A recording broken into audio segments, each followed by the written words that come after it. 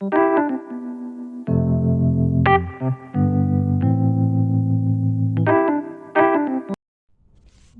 perkenalkan nama saya Dwi Mariani Salima dari tingkat 1 reguler B. Di sini saya akan menjelaskan tentang perdarahan dan pembekuan darah. Yang pertama, etiologi. A. Kerusakan pembuluh darah. Kerusakan pembuluh darah dapat disebabkan oleh banyak faktor, diantaranya terjadi penyempatan pembuluh darah akibat penyakit kronis seperti hipertensi, hiperglikemia, dan diabetes yang dapat menyebabkan pembuluh darah rusak dan mengalami pengerasan akibat penimbuhan lemak. B. Trauma. Perdarahan juga dapat disebabkan oleh adanya trauma. Biasanya trauma terjadi karena adanya interaksi dengan benda luar tubuh, misalnya benda tajam yang mengakibatkan pembuluh darah rusak dan menggelarkan darah. C. Proses patologik. Proses patologik termasuk dalam etiologi perdarahan karena beberapa penyakit yang disebabkan oleh beberapa mikroorganisme dapat menyebabkan pendarahan, misalnya pada orang yang terkena virus Ebola. D. Penyakit yang berhubungan dengan gangguan pembekuan darah. Yang pertama, hemofilia merupakan penyakit yang berhubungan dengan gangguan pembekuan darah. Jadi, penderita hemofilia akan kesulitan melakukan proses penyembuhan luka akibat darah yang sukar membeku sehingga terjadi perdarahan yang bila tidak ditangani segera dapat mengakibatkan kematian. Kelainan pembuluh darah dapat mengganggu proses perdarahan darah, bahkan menyebabkan perdarahan. Contohnya varises yang merupakan suatu gejala di mana terjadinya pelebaran pembuluh vena yang menyebabkan terganggunya peredaran darah. Apabila varises terjadi di sekitaran anus, akan mengakibatkan wasir yang penderitanya kemungkinan akan mengalami perdarahan saat melakukan buang air besar. Yang kedua, proses koagulasi darah. Yang pertama, spasme vaskuler. Segera setelah pembuluh darah terpotong atau robek, dinding pembuluh darah berkontraksi. Tujuan mengurangi aliran darah ke pembuluh darah yang robek.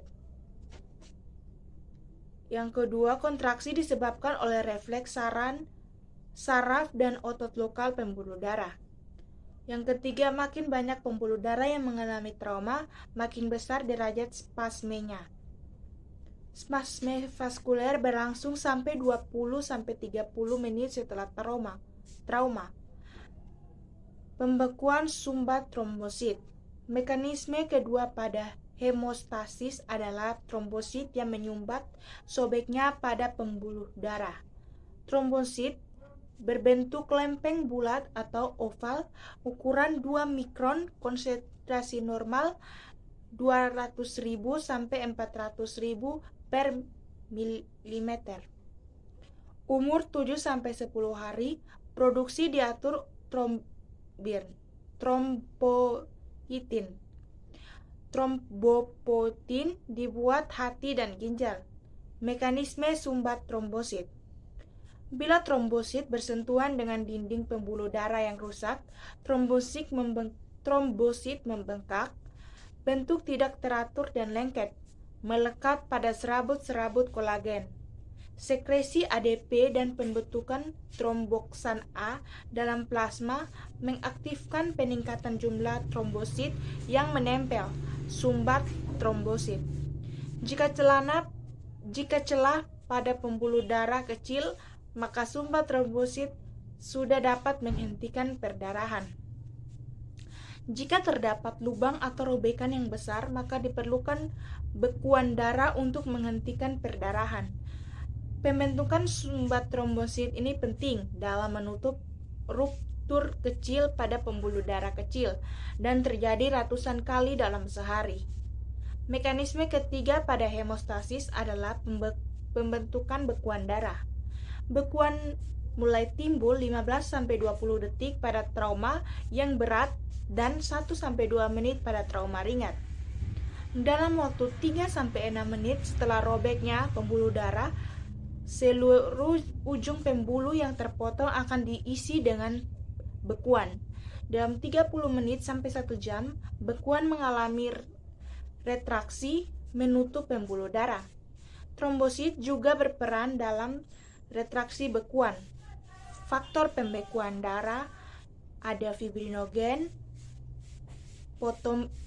trombin, tromboplastin jaringan, kalsium, pochelerin, serum protein conversion accelerator atau SPCA, anti-hemofilik A dan B, plasma tromboplasmin, antigen atau PTA, faktor Hemegan, anti-hemofilik B, faktor pentabilisasi fibrin. Terdapat 2 jalan utama pembentukan aktivator protombin. Yang pertama, lintasan ekstrinsik yang dimulai dengan trauma terhadap dinding vaskuler atau jaringan di luar pembuluh darah. Yang kedua, lintasan intrinsik yang dimulai dari darah itu sendiri. Mekanisme pembekuan darah. Yang pertama, pembentukan aktivator protrombin akibat robeknya pembuluh darah dan rusaknya darah. Yang kedua, aktivator protombin mengaktifkan perubahan protombin menjadi trombin. Yang ketiga, trombin bekerja sebagai enzim yang mengubah fibrinogen menjadi benang-benang fibrin, menyaring sel-sel darah merah dan plasma untuk membentuk bekuan. Perubahan protombin menjadi trombin, yaitu aktivator protombin akan mengubah protombin menjadi trombin. Polimerisasi molekul-molekul fibrinogen menjadi benang-benang fibrin 10-15 detik. Protombin, protein plasma yang dapat pecah menjadi senyawa yang lebih kecil, trombin.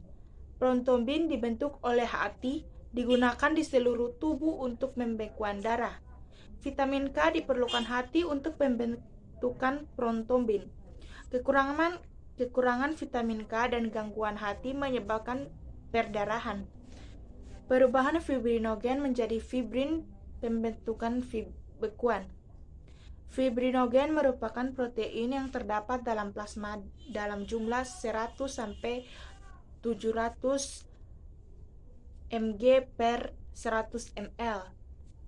Sebagian besar fibrinogen dibentuk oleh hati.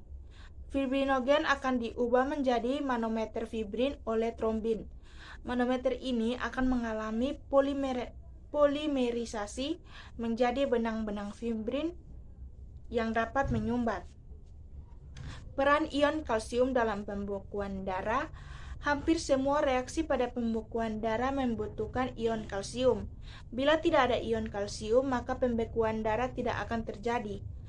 Perawatan luka modern menggunakan kalsium dan rumput laut untuk melawat luka. Penyebab sirkulasi darah tidak lancar, yaitu ada beberapa penyakit yang bisa membuat sirkulasi darah menjadi tidak lancar, yaitu diabetes. Diabetes akan meningkatkan kadar gula dalam darah. Efek jangka panjang dari penyakit ini akan membuat sirkulasi darah di tubuh menjadi buruk. Salah satunya dapat menyebabkan rasa kram atau nyeri di kaki, betis, paha, atau bokong. Kram tersebut biasanya akan bertambah parah ketika Anda melakukan aktivitas fisik. Yang kedua, peripheral artery disease atau PAD. Penyakit arteri perifer disebabkan oleh penumpukan lemak di dalam dinding arteri perifer pada kaki. Akibatnya, arteri menjadi sempit dan aliran darah ke otot-otot kaki menjadi berkurang. Penyakit bisa menyebabkan muncul keluhan nyeri ringan sampai berat dan biasanya akan berkurang ketika kita istirahat. Penyakit arteri perifer rentan terjadi pada orang yang lanjut usia, perokok, orang yang mengalami penyakit seperti sindrom metabolik, jantung koroner, kolesterol tinggi, stroke dan tekanan darah tinggi, dan diabetes. vena varicosa. Kondisi ini dikenal sebagai varises. Varises terjadi ketika katup kecil di dalam pembuluh darah vena tidak berfungsi dengan benar. Pembuluh darah vena memiliki katup kecil yang rutin membuka dan menutup untuk menjaga aliran darah tetap lancar. Jika katup tersebut rusak atau melemah, maka aliran darah menjadi tidak lancar dan berkumpul di pembuluh darah vena. Hal ini akan menyebabkan pembengkakan pembuluh darah vena tersebut. Penyakit yang keempat yaitu Raynaud. Penyakit Raynaud adalah pembuluh darah akan menyempit ketika tubuh kedinginan atau mengalami stres. Akibatnya sirkulasi darah menjadi tidak lancar. Akibat sirkulasi yang tidak lancar, kulit dapat menjadi pucat dan biru. Penderita penyakit Raynaud juga rentan mengalami luka dan kematian jaringan pada daerah yang mengalami gangguan sirkulasi. Sekian dan terima kasih.